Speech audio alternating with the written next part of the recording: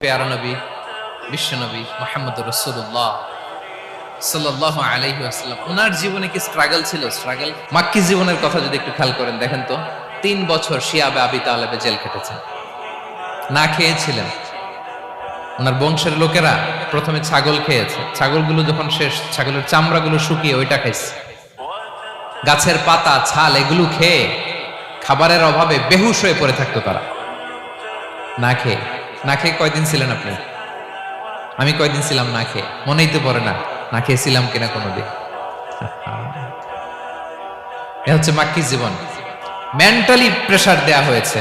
বিশ্বনবীর চাচা আবুল আহাব তার 2 ছেলে উতবা আর উতাইবা, এদের সাথে বিয়ে দিয়েছিলেন 2 মেয়ের।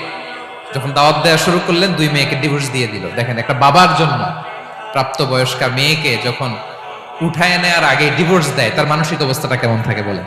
মেন্টালি প্রেসারাইজ করা হয়েছে, ফিজিক্যালি হ্যারাস করা হয়েছে। বিষ্ণু ইসলাম যখন নামাজে দাঁড়াতেন, উটের পচা নারী ভুঁড়ি বিষ্ণুনবীর কাঁধে চাপিয়ে দেওয়া হতো।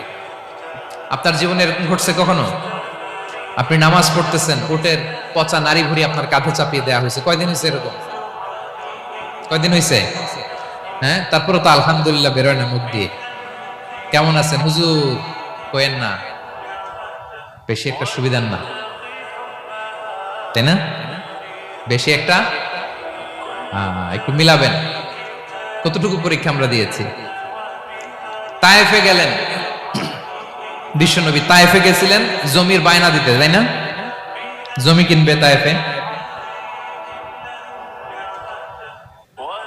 তায়েফবাসীদেরকে জাহান্নামের আগুন থেকে বাঁচাতে গিয়েছিলেন, নিজের জন্য না। সেখানে তায়েফের ছেলেরা পাথর মেরেছে বিষ্ণু ইসলামের গায়ে। এত শুভ্র দেহ ছিল, চেহারা ছিল, বিষ্ণুনবীর গা দিয়ে ঝরঝর করে রক্ত ঝরেছে। ফিজিক্যাল হ্যারাসমেন্টের শিকার হয়েছেন বিষ্ণু ইসলাম। যখন যেদিন বিষ্ণু ইসলামকে হত্যার ষড়যন্ত্র করা হলো, আল্লাহ তাআলার আদেশে তিনি মক্কা থেকে মদিনা হিজরত করলেন। মদিনাতে যে একটা রাত, 7ম হিজরির আগ পর্যন্ত শান্তিতে ঘুমাতে পারেন নাই। 3 দিকে 3 ইহুদি বসতি, বনু কাইনুকা, বনু নদীর, বনু কুরাইজা। খাওয়ার মধ্যে বিষ মিশিয়ে দেয়া হয়েছিল বিষ্ণু ইসলামের। বাজুর, খাসির বাজুর রান পছন্দ করতেন। এক ইহুদি মহিলা বিষ্ণু ইসলামের ওই রানের মধ্যে বিষ মিশিয়ে দিয়েছিল। ওই বিষের যন্ত্রণায় মৃত্যুর আগ পর্যন্ত বিষ্ণুনবী কাতরাতেন, এবং উনি ইন্তেকালের সময় ওই বিষের ব্যথা যন্ত্রণাতে ইন্তেকাল করেছেন। বিষ্ণুনবীর ইন্তেকালটা শাহাদাতের ইন্তেকাল ছিল। বিষ্ণু ইসলাম বলেছেন, ওই যে খায়বার এলাকার ওই মহিলা যে আমার খাবারে বিষ মিশিয়েছিল, সেই বিষের যন্ত্রণা, বেদনা, কষ্ট আমি অনুভব করছি। খেয়ে না খেয়ে দিন প্রচারের কাজে নিজেকে দিয়েছ বিলিয়ে। তায়েফের কাফিরেরা চিনল না সে আলো, দুষ্ট ছেলেদের পিছু দিল লেলিয়ে। পাথরের আঘাতে ক্ষত বিক্ষত হয়ে সারা শরীর থেকে রক্ত ঝরে। হে রাসূল, তোমাকে ভুলি আমি কেমন করে? হে রাসূল, তোমাকে ভুলি আমি কেমন করে?